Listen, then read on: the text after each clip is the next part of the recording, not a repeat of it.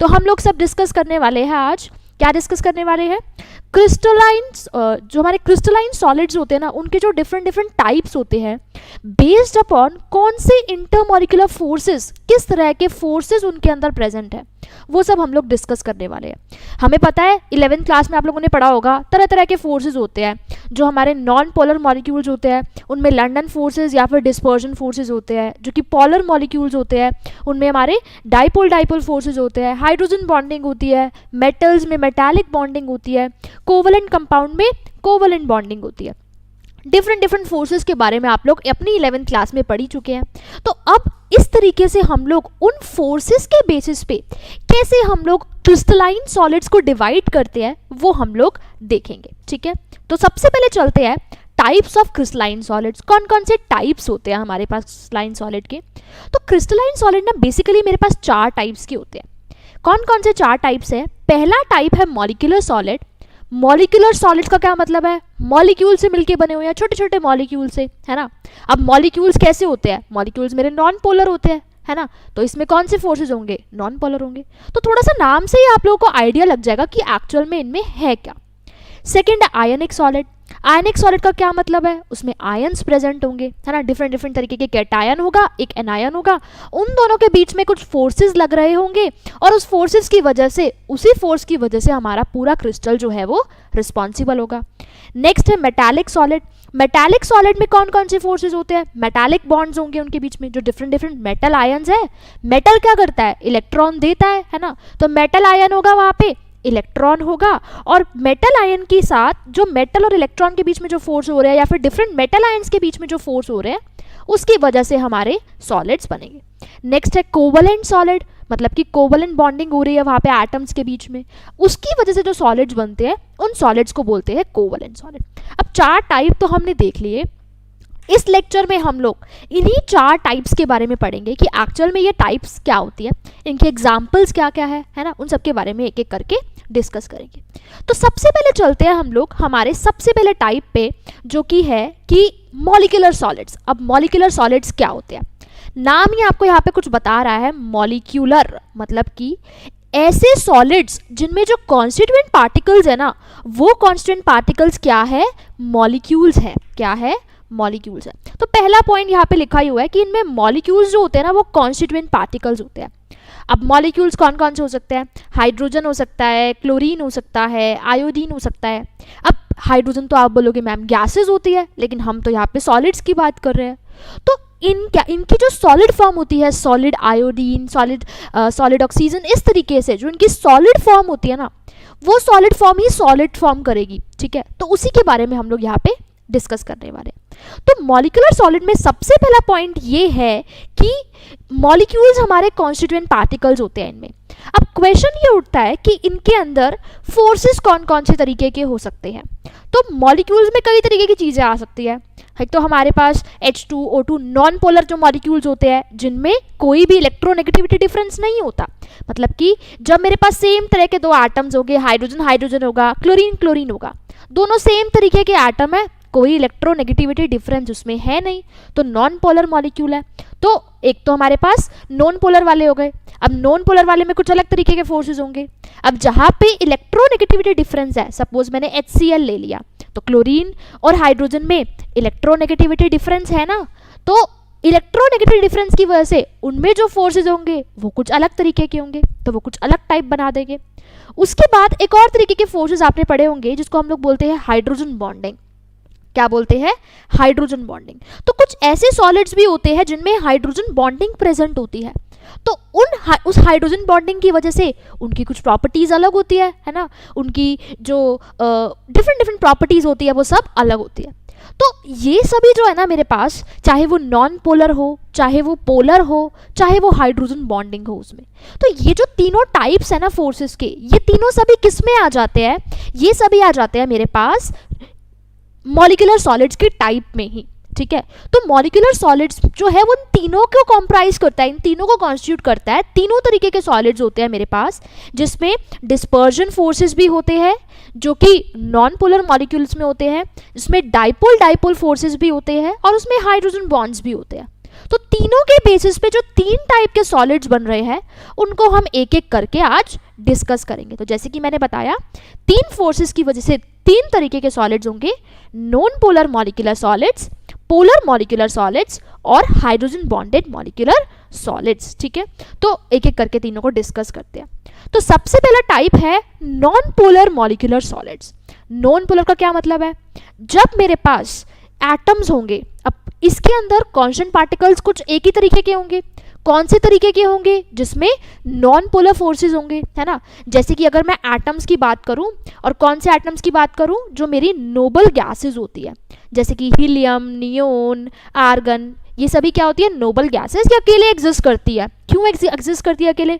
पढ़ा होगा आपने, इनके पास फुली फिल्ड शेल होता है, इनको इलेक्ट्रॉन चाहिए ही नहीं, तो ये अकेले अपना मोनो एटॉमिक फॉर्म में एग्जिस्ट करती है, किसी के साथ ये बॉन्ड नहीं बनाती, है ना। तो जब ये किसी के साथ बॉन्ड नहीं बनाती तो इनमें किसी तरीके के फोर्सेस तो होंगे ना। तो इनके अंदर जो फोर्सेस होते हैं वो वीक फोर्सेस होते हैं, बहुत ही वीक फोर्सेस होते हैं, वीक वंडरवॉल फोर्सेस जिसको हम बोलते हैं।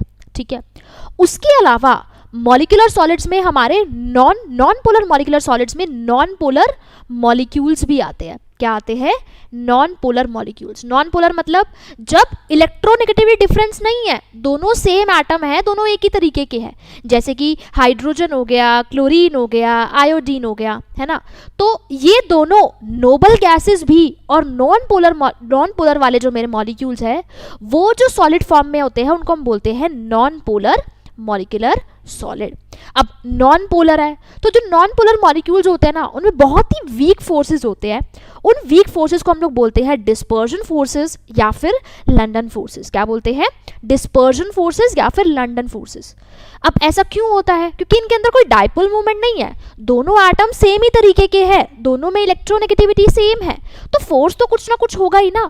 तो जब दोनों एटम सेम तरीके के हैं, दोनों की इलेक्ट्रोनेगेटिविटी भी सेम है, तो इनके बीच में जो बहुत ही वीक फोर्सेस एग्जिस्ट करते हैं उसी को हम लोग बोलते हैं डिस्पर्जन फोर्सेस या फिर लंडन फोर्सेस। ठीक है, अब ये तो बात हो गई, नाम से ही बता दिया हमने कि नॉन पोलर मॉलिक्यूलर सॉलिड है, तो इसमें या तो मेरे पास नोबल गैसेस होगी या फिर नॉन पोलर मॉलिक्यूल्स होंगे, और इन दोनों में एग्जिस्ट करने वाले एक ही तरीके के फोर्स होते हैं डिस्पर्जन फोर्सेस या फिर लंडन फोर्सेस। ठीक है, अब ये फोर्स कैसे है? बहुत ही वीक फोर्स है हमारे पास।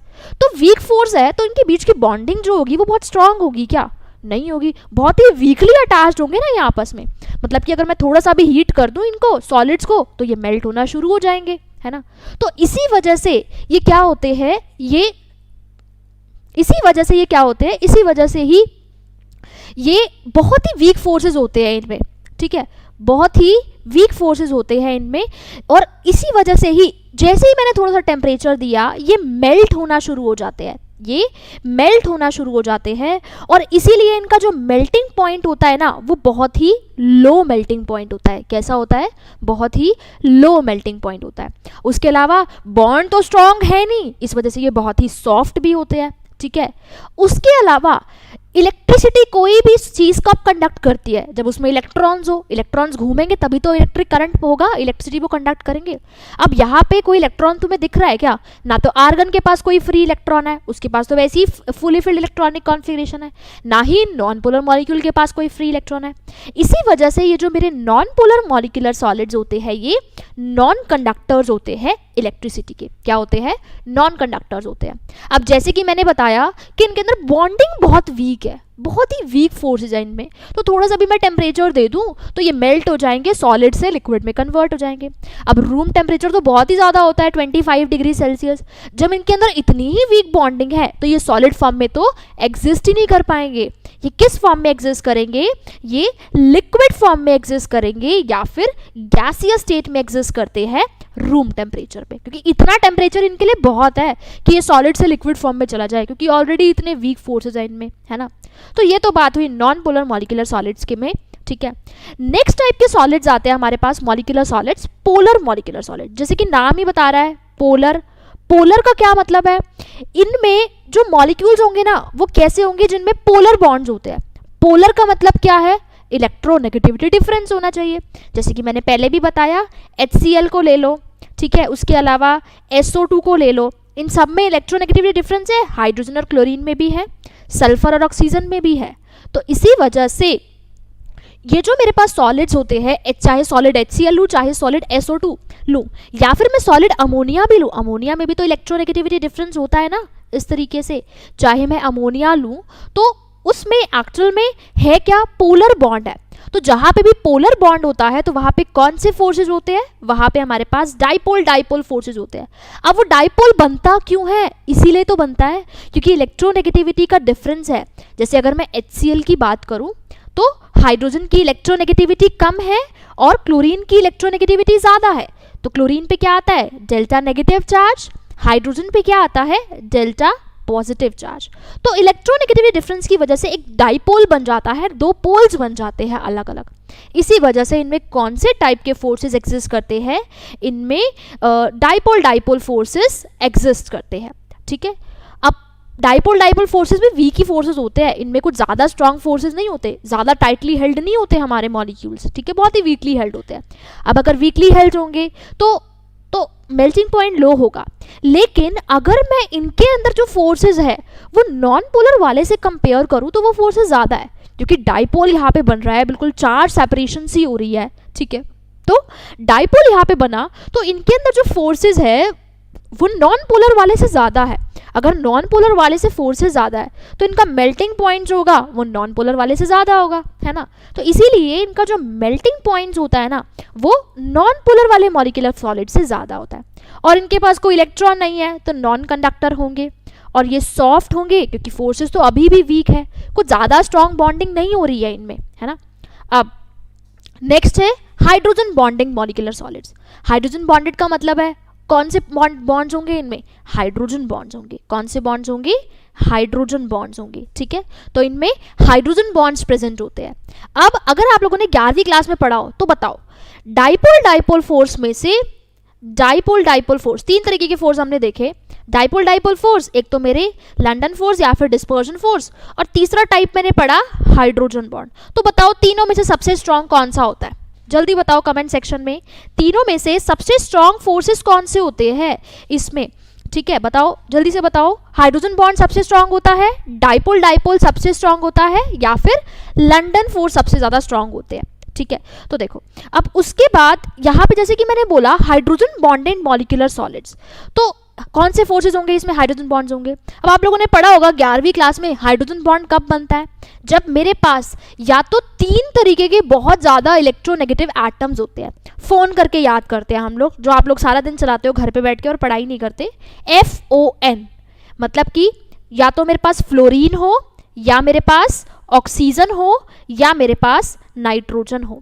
जब हाइड्रोजन इन तीनों में से किसी भी ज़्यादा इलेक्ट्रोनेगेटिव एलिमेंट के साथ अटैच होती है, उस टाइप पे जब नाइट्रोजन इन तीनों में से किसी भी ज़्यादा इलेक्ट्रोनेगेटिव एलिमेंट के साथ अटैच होती है, तब मेरे पास हाइड्रोजन बॉन्डिंग आती है ना। क्या आती है, हाइड्रोजन बॉन्डिंग। तो basically hydrogen bonded molecular solids कौन से होंगे, जिन मॉलिक्यूल्स में मेरे पास हाइड्रोजन बॉन्डिंग होगी। जैसे कि सॉलिड वाटर का एग्जांपल ले लो, जिसको हम लोग आइस भी बोलते हैं, बर्फ बोलते हैं जिसको हम लोग, है ना। अब वाटर में हाइड्रोजन बॉन्डिंग होती है, आप लोगों ने पढ़ा होगा 3 डायमेंशनल हाइड्रोजन बॉन्डिंग होती है इसमें। यहाँ पे इस तरीके से 3D हाइड्रोजन बॉन्डिंग होती है ना। तो सॉलिड वाटर जो होता है ना मेरा, या फिर जिसको मैं आइस बोलती हूँ, वो किस तरह का मॉलिक्यूलर सॉलिड है, वो एक हाइड्रोजन बॉन्डेड मॉलिक्यूलर सॉलिड होता है। ठीक है, अब यहाँ पे भी कोई इलेक्ट्रॉन तो दिख नहीं रहा आपको, कोई इलेक्ट्रॉन फ्री नहीं है, तो इस वजह से ये भी नॉन कंडक्टर होते हैं। ठीक है, ये भी वोलेटाइल लिक्विड्स होते हैं और सॉफ्ट सॉलिड्स भी होते हैं, क्योंकि अभी मैंने बताया कि जो मेरे पास पोलर और नॉन पोलर थे ना, उनके अंदर फोर्सेस बहुत वीक थे, इसलिए वो जनरली लिक्विड स्टेट में थे। लेकिन हाइड्रोजन बॉन्डिंग की, अभी आप लोगों ने खुद ही बताया कि हाइड्रोजन बॉन्डिंग की जो स्ट्रेंथ होती है ना, हाइड्रोजन बॉन्डिंग की स्ट्रेंथ डाइपोल से या फिर डिस्पर्जन फोर्सेस से ज़्यादा होती है।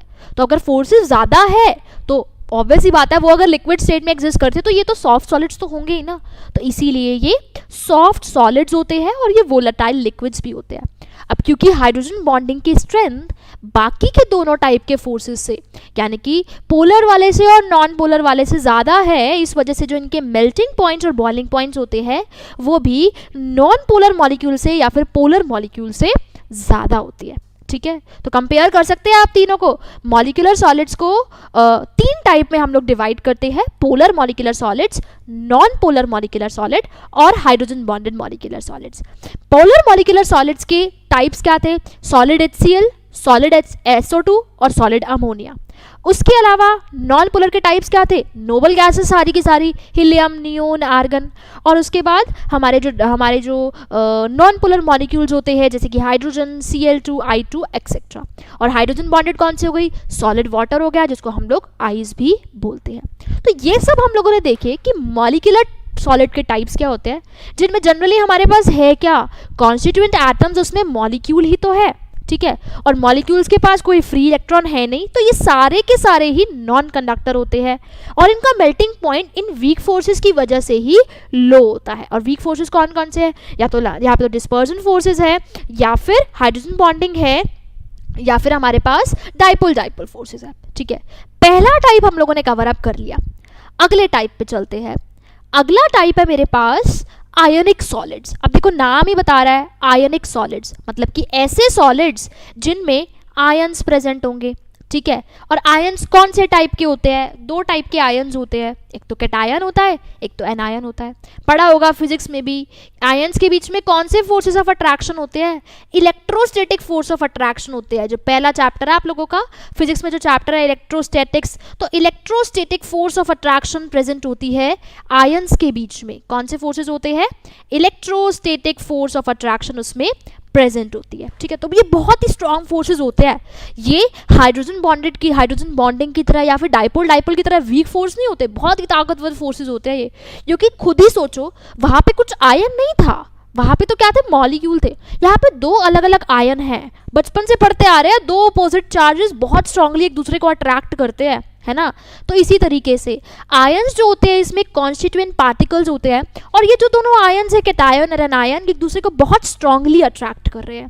अब एक और बहुत अच्छी चीज होती है आयनिक सॉलिड्स के अंदर, कि जो इसमें आयंस की पोजीशन होती है ना, वो फिक्स होती है। इसमें जो आयंस की पोजीशन होती है वो पोजीशन इसमें फिक्स होती है, बिल्कुल। मतलब कि कैटायन और एनायन एक पर्टिकुलर जगह पे ही इसमें होगा, ठीक है। कैटायन और एनायन इसमें एक पर्टिकुलर जगह पे ही होगा, बिल्कुल सही बोला। NaCl एक आयनिक सॉलिड ही होता है, ठीक है।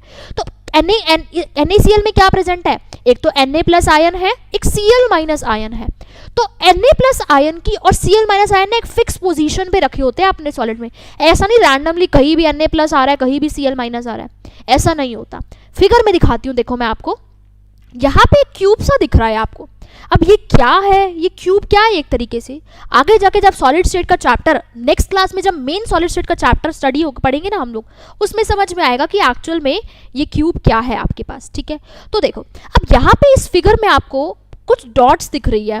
एक ब्लू डॉट दिख रही है, एक रेड डॉट आप लोगों को दिख रही है, ठीक है। तो ब्लू डॉट जो है ना यहाँ पे, वो Cl- आयंस को रिप्रेजेंट कर रही है। उसके अलावा जो रेड डॉट है वो Na+ आयंस को रिप्रेजेंट कर रही है, ठीक है। तो देखो आपको दिख रहा होगा ये जो क्यूब है ना, इसके कॉर्नर्स पे सारे के सारे ब्लू वाले डॉट्स प्रेजेंट है इस तरीके से, और हर फेस सेंटर पे भी, हर फेस के सेंटर में भी ब्लू वाले डॉट्स प्रेजेंट है। यानी कि आप फिगर को देख के बोल सकते हो कि ये जो Cl- आयंस है ना, वो कहाँ पे है? वो एक तो कॉर्नर्स पे है, और उसके बाद ये फेस सेंटर पे भी प्रेजेंट है। कहाँ प्रेजेंट है? फेस सेंटर पे भी प्रेजेंट है। और ये जो Na+ आयंस है वो आपको कहाँ पे दिख रहे हैं? एक तो एज के बीच में दिख रहे हैं, ये एजेस होती है ना हमारी, एक तो हमें ये एज के सेंटर पे दिख रहे हैं, ठीक है। उसके अलावा यहाँ पे भी एक बीच में आपको दिख रहा होगा, ये इसको हम लोग बोलते हैं बॉडी सेंटर। मतलब जो पूरा का पूरा क्यूब है ना, उसके बिल्कुल बीच में पड़ा हुआ है एक Na+, तो इसको हम लोग बोलते हैं बॉडी सेंटर। तो बॉडी सेंटर पे भी है। यानी कि ये Cl- और Na+ कोई रैंडम पोजीशन नहीं अटेन कर रहे, इनके अंदर क्या हो रही है? एक पर्टिकुलर जगह पे ये बैठे, एक फिक्स जगह पे बैठे हैं। तो इसी वजह से, क्योंकि एक पर्टिकुलर पोजीशन ये लोग लेके बैठे हैं, इनके बीच में जो फोर्सेस होते हैं ना, वो बहुत ही स्ट्रॉन्ग फोर्सेस होते हैं। यहाँ पे Na+ है, देखो फिगर में आपको दिख रहा होगा, इधर आपके पास Cl- है, इधर Na+ है, तो दोनों साथ साथ बैठे हुए, दोनों के बीच में बहुत ही स्ट्रॉन्ग फोर्सेस होंगे, बहुत स्ट्रांगली एक दूसरे को अट्रैक्ट कर रहे होंगे, ठीक है। ऐसे ही ये दोनों भी एक दूसरे को बहुत स्ट्रांगली अट्रैक्ट कर रहे होंगे, तो बहुत ही स्ट्रांग फोर्सेस होते हैं इनके पास। इलेक्ट्रोस्टैटिक फोर्स ऑफ अट्रैक्शन, बहुत बड़ा नाम है ये, जितना सुनने में बड़ा है ना उतनी इनकी स्ट्रेंथ भी उतनी ही ज़्यादा होती है, ठीक है। तो ये एक बहुत ही सुंदर सी बहुत अच्छी प्रॉपर्टी है आयनिक सॉलिड की कि इनके अंदर जो आयंस की अरेंजमेंट होती है ना, आयंस की जो इसमें अरेंजमेंट होती है वो बहुत ही फिक्स्ड होती है। तो उन फिक्स्ड अरेंजमेंट की वजह से इनके बीच में जो फोर्सेस है वो बहुत स्ट्रांग है, बहुत स्ट्रांगली एक दूसरे को वो अट्रैक्ट कर रहे हैं। HCl अभी मैंने बताया कि पोलर मॉलिक्यूलर सॉलिड होता है, ठीक है। अब नेक्स्ट है कि इतने स्ट्रॉन्ग फोर्सेस की वजह से ये सॉफ्ट नहीं होते।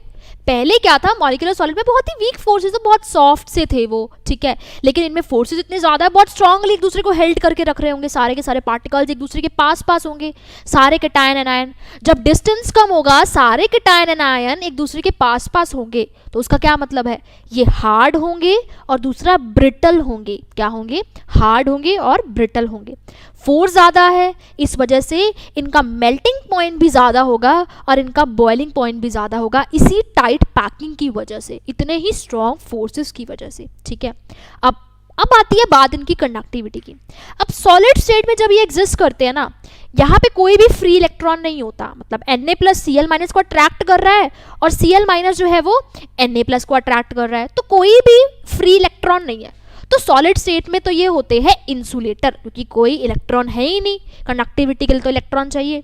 लेकिन जैसे ही मैंने NaCl को उठाया, NaCl को मैंने पानी में डाला, तो पानी में डालने के बाद ये हो गए आयनाइज, यानी कि जो मेरा NaCl है ना वो आयनाइज हो गया किसमें, Na+ में और Cl- में। किसमें, Na+ में और Cl- में।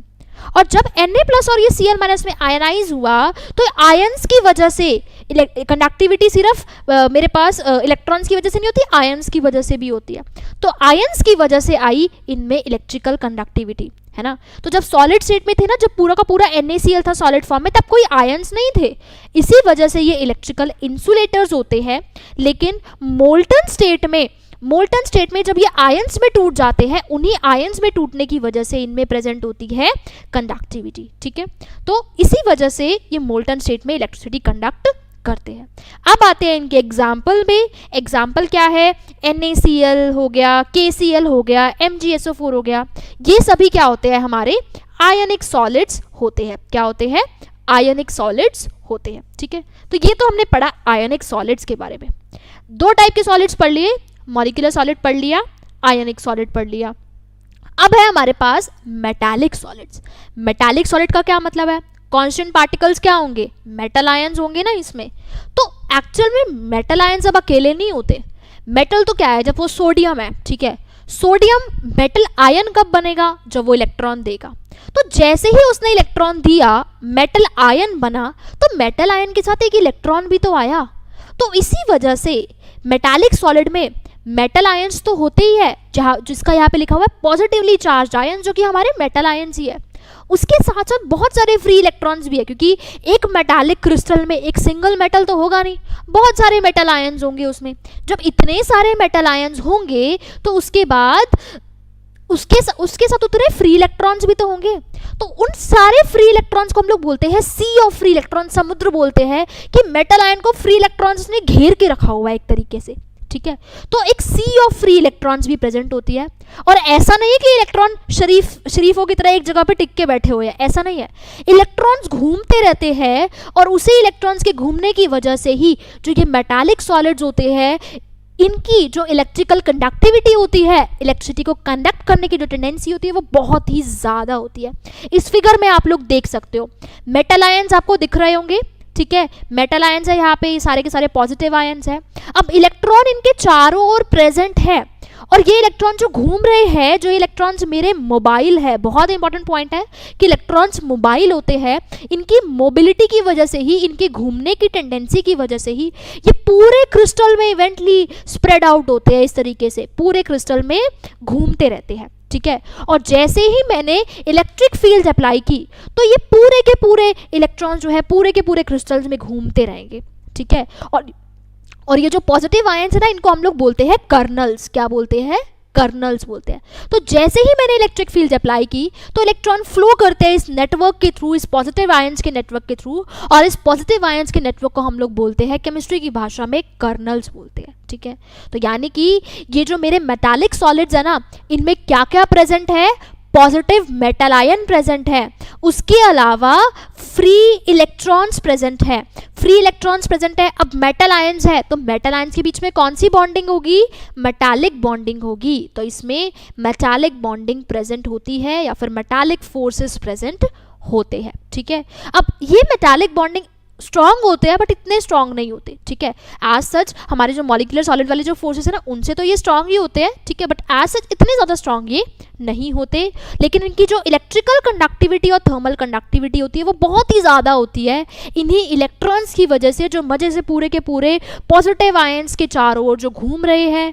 और इसी वजह से ही जो मेटालिक सॉलिड्स होते हैं वो शाइनी होते हैं, लस्ट्रस प्रॉपर्टीज़ होती है उनके पास। ठीक है, यही रीज़न है कि जो हमने बचपन में पढ़ा था 9th क्लास में मेटल की प्रॉपर्टीज़ में पढ़ते थे कि वो इतने शाइनी होते हैं। गोल्ड हम लोग देखते हैं, सिल्वर हम लोग देखते हैं।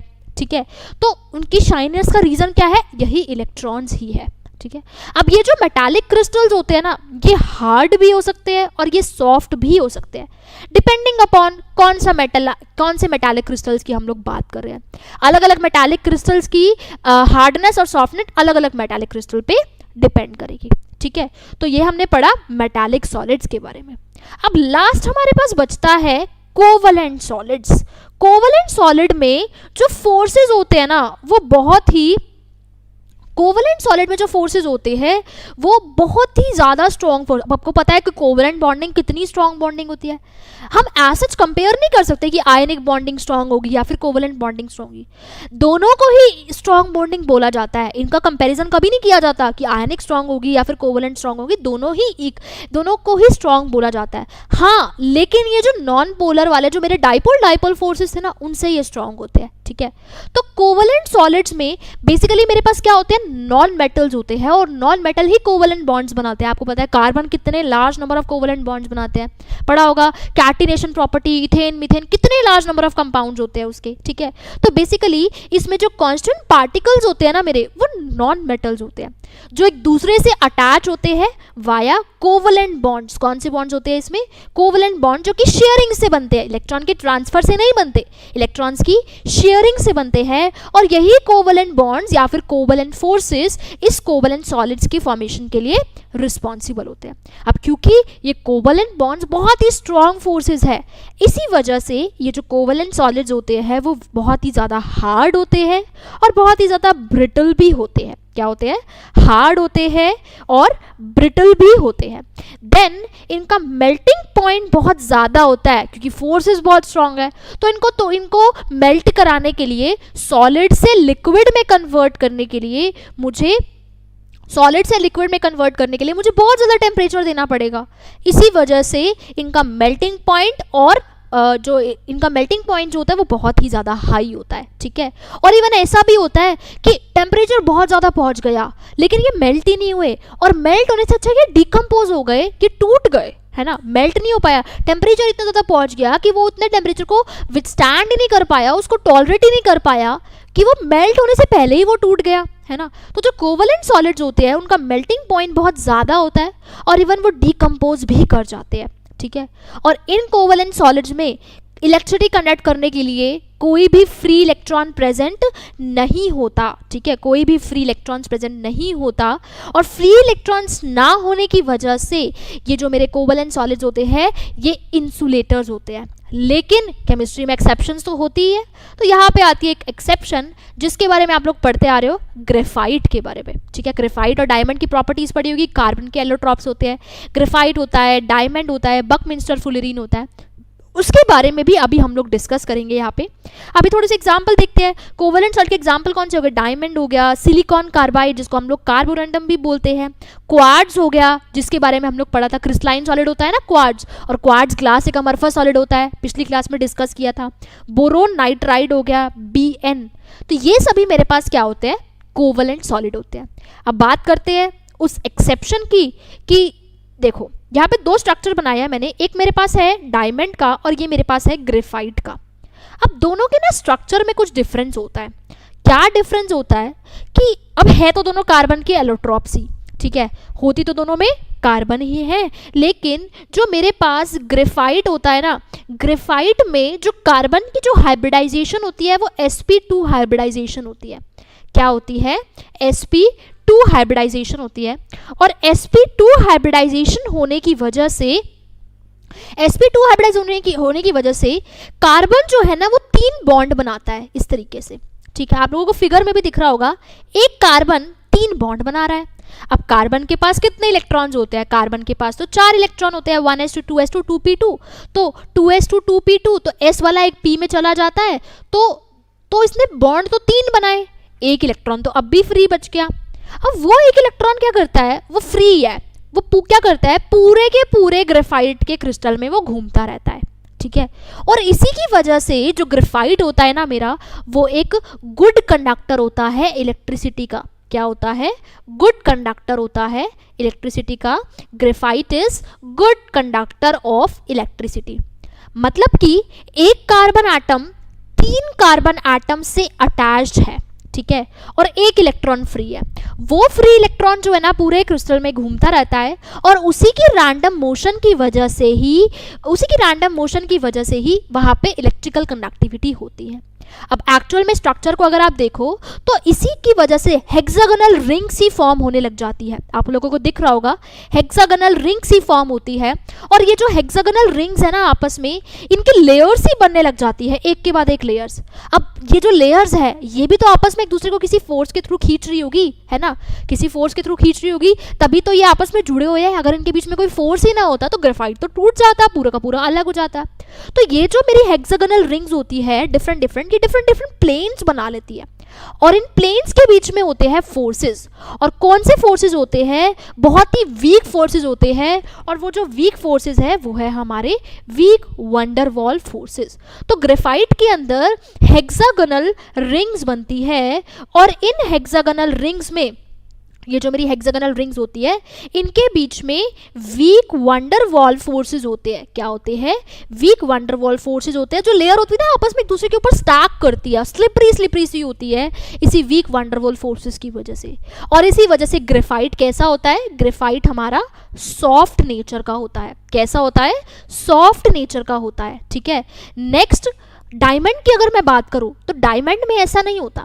डायमंड में आपको दिख रहा होगा टेट्राहेड्रल स्ट्रक्चर दिख रहा होगा कि एक कार्बन जो है वो 4 कार्बन से अटैच होता है। किससे अटैच होता है? 4 कार्बन से अटैच होता है। तो यानी कि अगर वो 4 कार्बन से अटैच है, अगर वो टेट्राहेड्रल स्ट्रक्चर बना रहा है, तो हर कार्बन की हाइब्रिडाइजेशन होती है sp3 हाइब्रिडाइजेशन होती है। अब sp3 है मतलब कि चारों इलेक्ट्रॉन उसके यूज अप हो रहे हैं, चारों इलेक्ट्रॉन से वो बॉन्ड बना रहा है, तो इसमें कोई फ्री इलेक्ट्रॉन तो है ही नहीं, कोई भी फ्री इलेक्ट्रॉन इस केस में प्रेजेंट नहीं होता। और अगर फ्री इलेक्ट्रॉन नहीं है, वो इलेक्ट्रॉन नहीं घूम सकता, तो इलेक्ट्रिकल कंडक्टिविटी तो हो नहीं पाएगी। इस वजह से डायमंड जो है वो इंसुलेटर होता है, लेकिन जो मेरा ग्रेफाइट होता है वो गुड कंडक्टर होता है इलेक्ट्रिसिटी का, वो एक गुड कंडक्टर होता है। और एक टेट्राहेड्रन स्ट्रक्चर आपको दिख ही रहा होगा, इस तरीके से टेट्राहेड्रन फॉर्म हो रहा है, और इसी वजह से ये बहुत ही हार्ड भी होता है, बहुत ही हार्ड होता है। इसकी प्रॉपर्टीज के बारे में आप लोगों ने अपनी 11th क्लास में पढ़ा ही होगा, ठीक है। तो कहने का मतलब ये है कि मेरे जो कोवलेंट सॉलिड्स होते हैं उनमें कोवलेंट बॉन्डिंग होती है, चाहे आप बोरोन नाइट्राइड की बात करो, सिलिका के स्ट्रक्चर के बारे में भी मैंने कल बताया था। SiO2 में यहाँ पे इस तरीके से यूनिट्स आपस में अटैच्ड होती है, ठीक है। एक सिलिकॉन यूनिट 4 ऑक्सीजन एटम से टेट्राहेड्रली अटैच होती है, और बहुत ही स्ट्रॉन्ग फोर्सेस और बहुत ही स्ट्रॉन्ग बॉन्डिंग इनके केस में प्रेजेंट होती है। ऐसे ही बोरोन नाइट्राइड में या फिर सिलिकॉन नाइट्राइड में भी, सिलिकॉन कार्बाइड में भी बहुत ही स्ट्रॉन्ग कोवलेंट बॉन्डिंग इसके केस में प्रेजेंट होती है।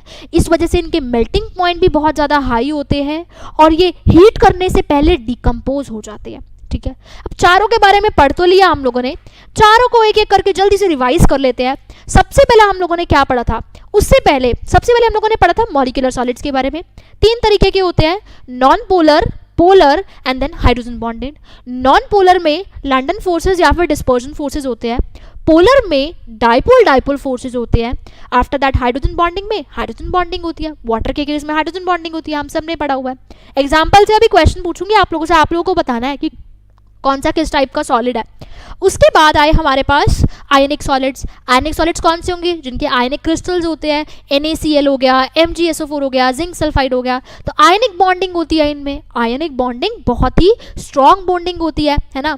उसके अलावा नेक्स्ट हमारे पास आए मेटालिक सॉलिड्स। मेटालिक सॉलिड्स में कौन सी बॉन्डिंग होती है, मेटालिक सॉलिड्स में मेटालिक बॉन्ड्स प्रेजेंट होते हैं, जो मेटल आयंस होते हैं, और जो C होता है फ्री इलेक्ट्रॉन्स का, तो क्या होता है कि जो सारे के सारे फ्री इलेक्ट्रॉन्स है वो मेटल के चारों ओर घूमते रहते हैं, और उसके बाद हमारे पास उसकी वजह से ही उनमें बहुत ही हाई इलेक्ट्रिकल कंडक्टिविटी होती है, उसकी वजह से उसके अंदर लस्टर होता है, उसकी वजह से उसके अंदर ही शाइन होता है, जो मेटालिक सॉलिड्स होते हैं। नेक्स्ट आए मेरे पास कोवलेंट सॉलिड्स। कोवलेंट सॉलिड्स जो होते हैं उनमें कोवलेंट बॉन्डिंग प्रेजेंट होती है, स्ट्रॉन्ग कोवलेंट बॉन्डिंग की वजह से उनका मेल्टिंग पॉइंट भी बहुत ज़्यादा होता है, और इवन मेल्ट करने से पहले ही वो डिकम्पोज हो जाते हैं।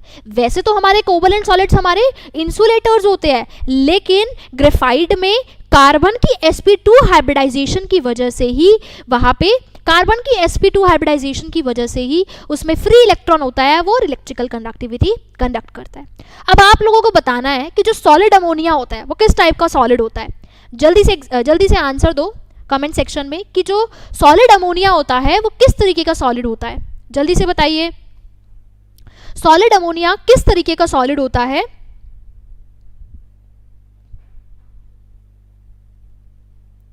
सॉलिड अमोनिया का बताइए, देन बताइए सॉलिड CO2 किस तरीके का सॉलिड होता है।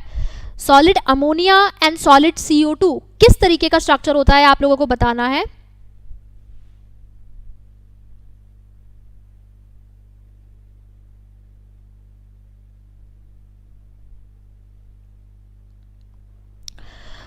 सॉलिड अमोनिया का पहले बताइए, सॉलिड अमोनिया किस तरीके का सॉलिड होता है, देन बताना सॉलिड CO2 के बारे में। Hydrogen bonded polar molecular solid, ठीक है, पोलर मॉलिक्यूलर सॉलिड होता है। सॉलिड CO2 किस तरीके का सॉलिड होता है। सॉलिड CO2 किस तरीके का सॉलिड होता है, नॉन पोलर सॉलिड होता है। बिल्कुल सही जवाब दिया, नॉन पोलर, क्योंकि CO2 में तो डाइपोल मूवमेंट होती ही नहीं है ना, दोनों बिल्कुल अपोजिट लीनियर स्ट्रक्चर होता है, इधर जा रही होती है डाइपोल मूवमेंट, इधर भी जा रही होती है, इक्वल होता है मैग्नीट्यूड में, तो कैंसिल आउट हो जाता है।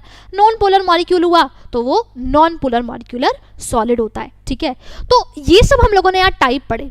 अब यहाँ पे क्वेश्चन बोर्ड में आपसे इससे रिलेटेड MCQ में पूछा जा सकता है। आप जैसे कि आप लोगों को पता है बोर्ड्स में MCQ भी आते हैं, तो वो आपको कोई भी एग्जांपल दे देगा और बोलेगा बताओ किस टाइप का सॉलिड है। बोर्ड में तो छोड़ो, जेई में बहुत ज़्यादा क्वेश्चन दिए जाते हैं। तो आपको क्या करना है, नोट्स में और या फिर NCERT में एक टेबल गिवन है, उस टेबल में इन सभी सारे सॉलिड्स के कुछ एग्जाम्पल्स दिए हैं, उन एग्जाम्पल्स को अच्छे से पढ़ना है और देख लेना है कि हाँ, ताकि अगर जेई में भी क्वेश्चन आ जाए तो आप उस क्वेश्चन को अच्छे से सॉल्व कर सको, और बोर्ड में अगर कुछ MCQ आ जाए तो उस MCQ को भी आप लोग सॉल्व कर सको। अब यहाँ पे आज इस लेक्चर में हम लोगों ने टाइप्स ऑफ सॉलिड्स के बारे में पढ़ा। अगले लेक्चर में हम लोग हमारा मेन चैप्टर सॉलिड स्टेट क्या है, यूनिट सेल क्या होते हैं, क्रिस्टल लैटिस क्या होते हैं, एक्चुअल में ये है क्या यूनिट सेल, मतलब कि एक पर्टिकुलर सॉलिड में वो लैटिस पॉइंट नाम की चीज़ क्या होती है, उन सब के बारे में हम लोग पढ़ेंगे। उसके अलावा डिफरेंट तरीके की चीज़ें कि कैसे हम एक पर्टिकुलर सेल को करेक्टराइज करते हैं, उन सब चीज़ों को भी हम लोग डिस्कस करेंगे। उसके अलावा कोई भी डाउट है तो भी उसको आप लोग कमेंट सेक्शन में मेंशन कर सकते हैं। Thank you very much, bye bye, good night.